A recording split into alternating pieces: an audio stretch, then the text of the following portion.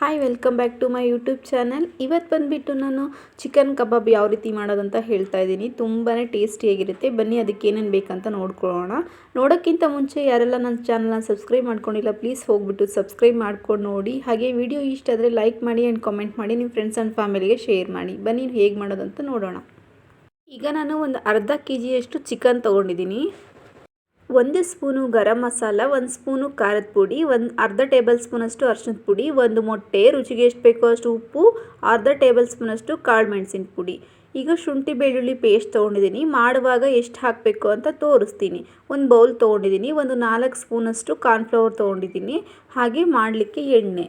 ಈಗ ಮೊದಲಿಗೆ ಒಂದು ಬೌಲಲ್ಲಿ ಒಂದು ಮೊಟ್ಟೆ ಹಾಕಿದ್ದೀನಿ. ಮೊಟ್ಟೆ ಹಾಕಿದ ನಂತರ ಈಗ ನಾನು ಈ ಮಸಾಲೆ ಪೌಡರ್ ಎಲ್ಲ ಇಟ್ಕೊಂಡಿದ್ದೀನಿ, ಅದನ್ನೆಲ್ಲ ಒಂದು 2 ಸ್ಪೂನಷ್ಟು ಹಾಕ್ಕೊಳ್ತಾ ಇದ್ದೀನಿ. ಜಾಸ್ತಿ ಹಾಕ್ಕೊಳ್ಳೋಕೆ ಹೋಗ್ಬೇಡಿ. ಶುಂಠಿ ಬೆಳ್ಳುಳ್ಳಿ ಪೇಸ್ಟನ್ನು ಒಂಥರ ಎಣ್ಣೆಗೆ ಹಾಕಿದ ತಕ್ಷಣ ಸೀದ್ ಹೋಗಿರೋ ಥರ ಬೇಗ ಇದಾಗ್ಬಿಡುತ್ತೆ, ಕೆಂಪಗಾಗ್ಬಿಡುತ್ತೆ. ಹಾಗಾಗಿ ಒಂದು 3ರಿಂದ 4 ಸ್ಪೂನಷ್ಟು ನಾನು ಕಾರ್ನ್ಫ್ಲವರನ್ನು ಹಾಕ್ಕೊಳ್ತಾ ಇದ್ದೀನಿ. ಹಾಕಿದ ನಂತರ ನಾನು ಕಬಾಬ್ ಪೌಡ್ರ್ ಹಾಕ್ತಾಯಿದ್ದೀನಿ. ಈಗ ನಾನು 1 ಪ್ಯಾಕೆಟು ಕಬಾಬ್ ಪೌಡ್ರ್ ಹಾಕ್ತಾಯಿದ್ದೀನಿ. ಈಗ ನಾನು ಚೆನ್ನಾಗಿ ಇದನ್ನೆಲ್ಲ ಮಿಕ್ಸ್ ಮಾಡ್ಕೊಂಡು ಬರ್ತೀನಿ.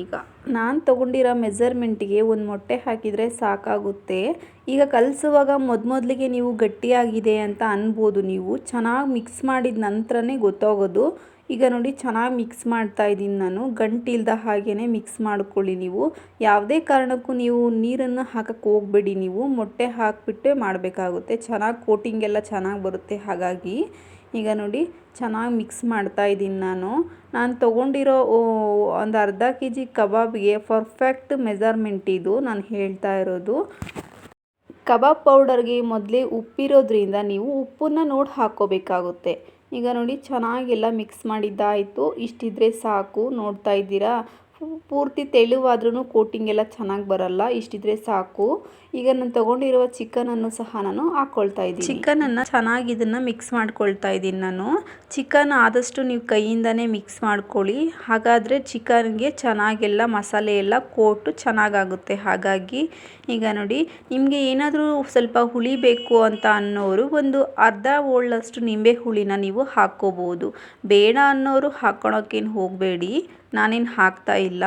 ಈಗ ನೋಡಿ ಚೆನ್ನಾಗೆಲ್ಲ ಕಲಸಿದ್ದಾಯಿತು. ಈಗ ನಾನು ಇದನ್ನು ಒಂದು 20 ನಿಮಿಷದವರೆಗೂ ನಾನು ನೆನೆ ಹಾಕೋಕ್ಕೆ ಪಕ್ಕದಲ್ಲಿ ಇಟ್ಕೊಳ್ತಾ ಇದ್ದೀನಿ. ಯಾಕೆ ನೆನೆ ಹಾಕ್ಕೋಬೇಕು, ಇದನ್ನು ನೆನೆಸ್ಬೇಕು ಅಂತ ಅಂದರೆ ಚೆನ್ನಾಗಿ ಉಪ್ಪು ಖಾರ ಹುಳಿ ಎಲ್ಲ ಚೆನ್ನಾಗಿ ಇದಕ್ಕೆ ಹಿಡ್ಕೊಳ್ಳುತ್ತೆ. ಹಾಗಾಗಿ ಇದನ್ನು ನಾನು ಒಂದು 20 ನಿಮಿಷದವರೆಗೂ ನಾನು ಹಾಗೆ ಎಣ್ಣೆ ಕಾಯಕ್ಕೆ ಇಟ್ಟಿದ್ದೀನಿ. ನಾನೀಗ ಎಣ್ಣೆ ಕಾದ ನಂತರ ನಾನು ಚಿಕನ್ ಕಬಾಬನ್ನು ಹಾಕ್ಕೊಳ್ತಾ ಇದ್ದೀನಿ ಒಂದೊಂದಾಗೆ. ಎಣ್ಣೆ ಕಾದ ನಂತರ ನೀವು ಚಿಕನ್ ಕಬಾಬ್ ಹಾಕ್ಕೋಬೇಕಾಗುತ್ತೆ. ಇಲ್ಲ ಅಂತಂದರೆ ಎಣ್ಣೆ ಕುಡಿಯೋ ಸಾಧ್ಯತೆ ಇರುತ್ತೆ ಕಬಾಬ್. ಹಾಗಾಗಿ ಈಗ ನೋಡಿ ನಾನು ಚೆನ್ನಾಗಿ ಬಿಡಿ ಬಿಡಿಯಾಗಿ ನಾನು ಎಲ್ಲೆಲ್ಲಿ ಜಾಗ ಇದೆಯೋ ಅಲ್ಲೆಲ್ಲ ನಾನು ಚಿಕನ್ ಕಬಾಬನ್ನು ಹಾಕ್ಕೊಳ್ತಾ ಇದ್ದೀನಿ. ಇದು ಒಂದು 2ರಿಂದ 3 ನಿಮಿಷ ಹುರಿದಾದ ನಂತರ ನಾನು ಚೆನ್ನಾಗಿ ಸ್ವಲ್ಪ ಮಿಕ್ಸ್ ಮಾಡ್ಕೊಳ್ತಾ ಇದ್ದೀನಿ. ಒಂದಕ್ಕೊಂದು ಅಂಟಬಾರ್ದು, ಆ ರೀತಿ ನಾವು ನೋಡಿಕೊಂಡು ಚೆನ್ನಾಗಿ ಇದನ್ನು ಹುರ್ಕೋಬೇಕಾಗುತ್ತೆ.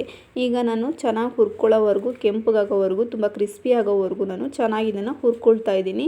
ಇನ್ನೇನಿದು ಆಯಿತು. ಇದು ಕಲರ್ಫುಲ್ಲಾಗಿ ತುಂಬ ಎಷ್ಟು ಚೆನ್ನಾಗಿ ಬಂದಿದೆ ನೋಡಿ. ನಾನೇನು ಕಲರೇ ಹಾಕಿಲ್ಲ ಅದಕ್ಕೆ, ಆದ್ರೂ ತುಂಬ ಕಲರ್ಫುಲ್ಲಾಗಿ ಬಂದಿತ್ತು. ಅಷ್ಟೇ ಟೇಸ್ಟಿಯಾಗಿತ್ತು. ಚಿಕ್ಕ ಮಕ್ಕಳಿಂದ ಹಿಡಿದು ದೊಡ್ಡವ್ರವರೆಗೂ ತುಂಬಾ ಇಷ್ಟಪಟ್ಟು ತಿಂತಾರೆ ಇದನ್ನು. ನಾನೀಗ ಇದು ಹುರಿದಾಗಿದೆ, ತೆಗಿತಾ ಇದ್ದೀನಿ ನಾನೀಗ. ಇದು ತೆಗ್ದಾದ ನಂತರ ನಾನು ಮಿಕ್ಕಿರುವಂಥ ಚಿಕನ್ಗೆ ನಾನು ಬಿಳಿ ಎಳ್ಳನ್ನು ಹಾಕ್ಕೊಳ್ತಾ ಇದ್ದೀನಿ. ಬಿಳಿ ಎಳ್ಳು ಹಾಕೋದ್ರಿಂದ ತುಂಬಾ ಟೇಸ್ಟಿಯಾಗಿರುತ್ತೆ. ಹಾಗಾಗಿ ನಾನು ಅರ್ಧ ಈ ರೀತಿ ಮಾಡಿದ್ದೀನಿ, ಇನ್ನರ್ಧನ ನಾನು ಬಿಳಿ ಎಳ್ಳು ಹಾಕ್ಕೊಂಬಿಟ್ಟು ನಾನು ಹುರ್ಕೊಂಡಿದ್ದೀನಿ. ನಿಜವಾಗ್ಲೂ ಹೇಳ್ತಾ ಇದ್ದೀನಿ, ತುಂಬಾ ಕ್ರಿಸ್ಪಿಯಾಗಿ ಬಂದಿತ್ತು. ನೀವು ನಿಮ್ಮ ಮನೆಗಳಲ್ಲಿ ಟ್ರೈ ಮಾಡಿ ನೋಡಿ ಹೇಗಾಗಿದೆ ಅಂತ ಕಮೆಂಟ್ ಬಾಕ್ಸಲ್ಲಿ ಕಾಮೆಂಟ್ ಮಾಡಿ. ನಿಮಗೆ ಈ ವಿಡಿಯೋ ಇಷ್ಟ ಆದರೆ ಪ್ಲೀಸ್ ಸಬ್ಸ್ಕ್ರೈಬ್ ಮಾಡ್ಕೊಳ್ಳೋದು ಮಾತ್ರ ಮರಿಬೇಡಿ. ನಿಮ್ಮ ಫ್ರೆಂಡ್ಸ್ ಆ್ಯಂಡ್ ಫ್ಯಾಮಿಲಿಗೆ ಶೇರ್ ಮಾಡಿ. ಹಾಗೆ ಮತ್ತೆ ಇನ್ನೊಂದು ವಿಡಿಯೋದಲ್ಲಿ ಸಿಗ್ತೀನಿ ನಾನು. ಬಾಯ್.